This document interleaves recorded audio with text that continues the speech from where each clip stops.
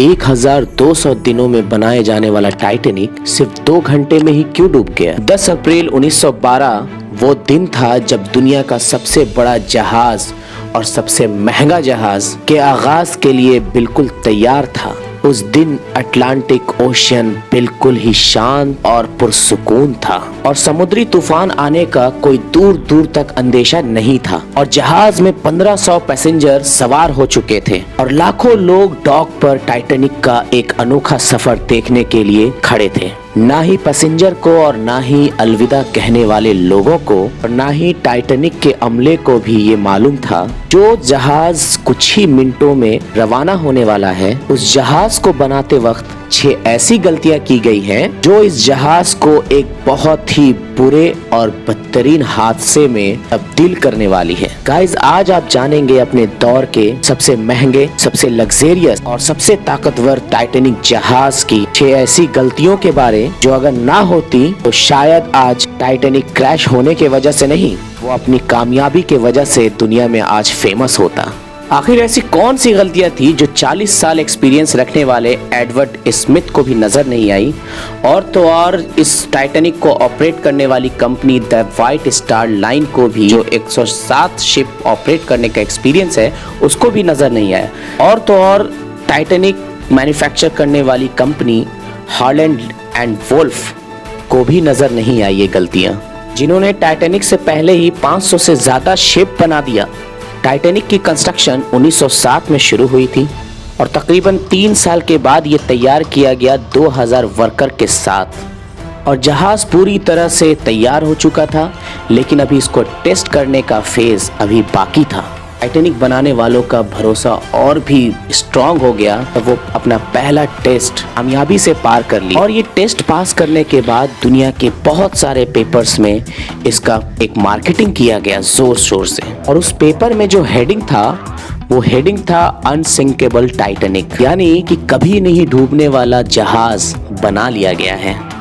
जहाज का पहला सफर इंग्लैंड के साउथहैम्पटन से शुरू होना था, जिसका दिन 10 अप्रैल 1912 एक फिक्स किया गया, जिसकी मंजिल अमेरिका की न्यूयॉर्क शहर थी। टाइटैनिक में इकोनॉमी पोर्शन में सफर करने की कीमत $30 थी, जबकि फर्स्ट क्लास में सफर करने वालों का कीमत $150 था, जो कि आज के दौर में 3,40,000 रुपया बनता है। और इस प्रमोशन और मार्केटिंग के वजह से सारे टिकट सेल हो चुके थे और आखिर वो दिन आ ही गया जब टाइटैनिक अपने सफर पर निकलने ही वाला था। पहली गलती, दोपहर के 12 बजे टाइटैनिक ने अपने पहले सफर का आगाज किया और वहां से निकला। टाइटैनिक की गलतियां सामने आना शुरू हो गई। टाइटैनिक के कैप्टन एडवर्ड स्मिथ को पहले ही एक इंस्ट्रक्शन दे दिया गया था कि किसी भी हालत में इस टाइटैनिक जहाज को 7 दिन में वहां पे डेस्टिनेशन में पहुंचा देना है।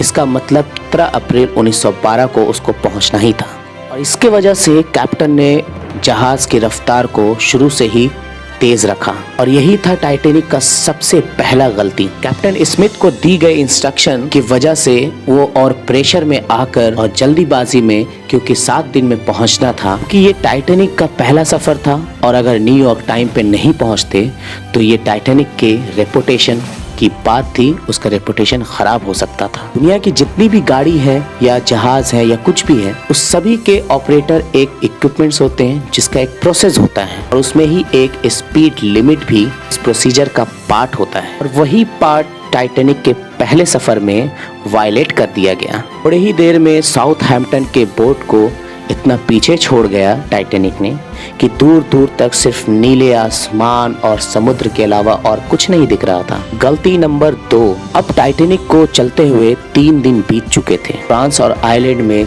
थोड़े देर के लिए स्टॉप के अलावा वो 72 घंटे से मुसलसल चलता चला जा रहा है और ये 14 अप्रैल 1912 की शाम थी। समुद्र में हर तरफ खामोशी और धुंध छाई हुई थी, जिसके वजह से विजिबिलिटी भी और भी काफी कम हो चुकी थी। उसी रात एक और जहाज जो टाइटैनिक से कुछ ही घंटे आगे था, उसके कैप्टन ने वायरलेस पर टाइटैनिक को एक समुद्र में तैरते हुए एक चट्टान यानी कि आइसबर्ग के बारे इंफॉर्मेशन दिया था और एक्सपर्ट्स का मानना है कि ये वार्निंग कम से कम 6 बार दी गई थी टाइटैनिक को, लेकिन वायरलेस ऑपरेटर के कोताही की वजह से ये इंफॉर्मेशन मिस हो गया।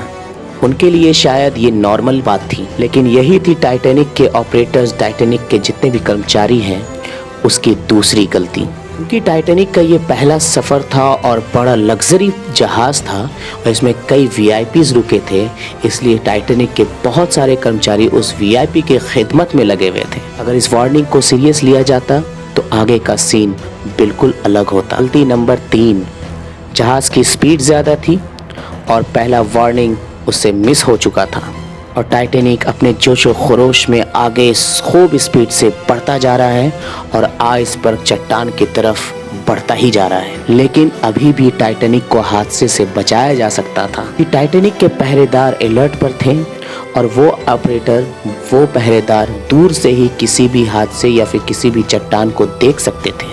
लेकिन ये दूर से देखने वाली चीज़, उनके पास एक चीज़ नहीं था और वो था दूरबीन। पहरेदार अलर्ट थे पर दूरबीन ना होने की वजह से दूर से वो आइसबर्ग को देख नहीं पाए और यही थी टाइटैनिक की तीसरी बड़ी गलती। लेकिन एडवर्ड स्मिथ को इन्फॉर्मेशन मिला और उसके पहरेदार ने बोला कि जहाज़ के ठीक सामने एक फुटबॉल फील्ड के जितना आइसबर्ग है। लेकिन अब क्या, अब तो बहुत देर हो चुका था। वो आइसबर्ग बेइंतहा पास आ चुका था जहाज़ के।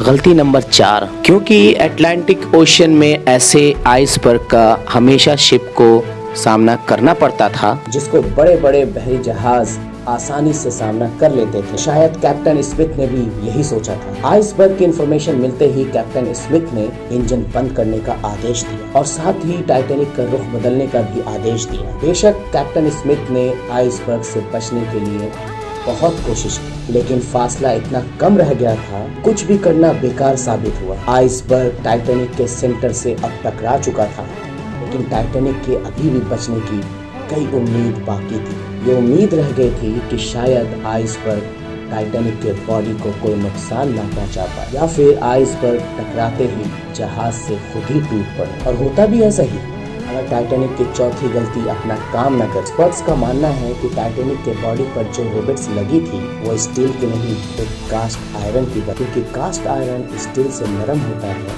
इसी वजह से आइसबर्ग टाइटैनिक जहाज के जिस सेंटर पे टकराया वहाँ के रिवेट्स प्रेशर की वजह से खुल गए और फिर वही हुआ जिसका कैप्टन स्मिथ को डर था। गलती नंबर 5, टाइटैनिक की टक्कर एक फुटबॉल फील्ड के जितने बड़ी आइसबर्ग से हो चुका था। अब जहाज के निचले स्तर पर पानी भरना शुरू हो चुका था। इस खतरनाक मंजर ने पूरे पैसेंजर और टाइटैनिक के स्टाफ और साथ ही इस टाइटैनिक के मालिक जोसेफ ब्रूस को भी अलर्ट कर दिया था। बेशक टाइटैनिक में पानी भरना शुरू हो गया था, लेकिन अभी भी टाइटैनिक के बचने की उम्मीद बाकी थी, क्योंकि टाइटैनिक को ऐसे डिज़ाइन किया गया था कि अगर 3 फ्लोर तक पानी भी भर जाए तब भी ये जहाज़ डूबेगा नहीं।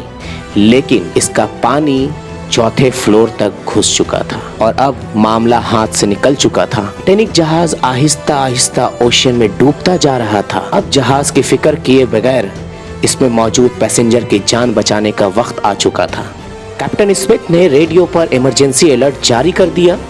जब तक कोई मदद के लिए आता तब तक पैसेंजर को लाइफ बोट्स में शिफ्ट करने का प्लान बना चुका गया था। लेकिन इस मौके पर 5वीं गलती काम करना शुरू कर दी थी। इस टाइटैनिक जहाज में टोटल 32 लाइफ बोट्स रखने की कैपेसिटी थी, लेकिन कोताही की वजह से ओनली 20 लाइफ बोट्स रखे गए। पैसेंजर थे 1500 और बोट्स ओनली 20। ब्लास्ट 6वां गलती। हर तरफ अफरा तफरी का माहौल था। हर एक शख्स उस गिनी चुनी 20 लाइफ बोट्स पे सवार होना चाहता था और फिर 12:45 पे पहली लाइफ बोट कश्ती नीचे उतारी गई। यहाँ पर एक और 6वां गलती किया गया। अफरा तफरी के माहौल में कश्तियों को पूरा भरे बगैर ही नीचे उतार दिया गया। तो ज्यादातर फर्स्ट क्लास के पैसेंजर को तरजीह दी गई। जो लोग ज्यादा अमीर थे उनको सबसे पहले लाइफ बोट्स पे उतारा गया। अगर कश्तियों में ज्यादा पैसेंजर को बैठाया जाता तो इंसानी जानें कम जाती।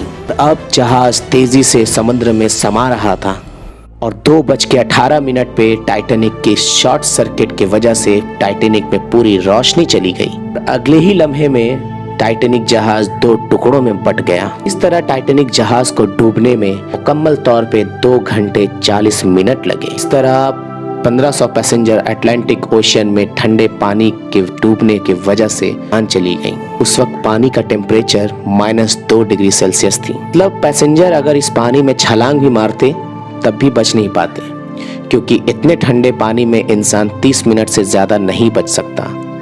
कहा जाता है कि मरने वालों की तादाद 1500 थी, लेकिन इसमें जो टाइटैनिक के कर्मचारी हैं उसके जान पहचान के लोग विदाउट टिकट इसमें चढ़े थे, तो हो सकता है इससे ज्यादा मरे। इस हादसे में बचने वालों की जो संख्या थी वो बच्चे और औरतों की ज्यादा थी। दूसरी तरफ कैप्टन स्मिथ जो सभी लोगों को बचाते रहे और लास्ट में खुद ही बोट से कूदकर अपनी जान दे दी। तो उम्मीद है आपको अच्छा लगा होगा। मिलते हैं नेक्स्ट टॉपिक के साथ।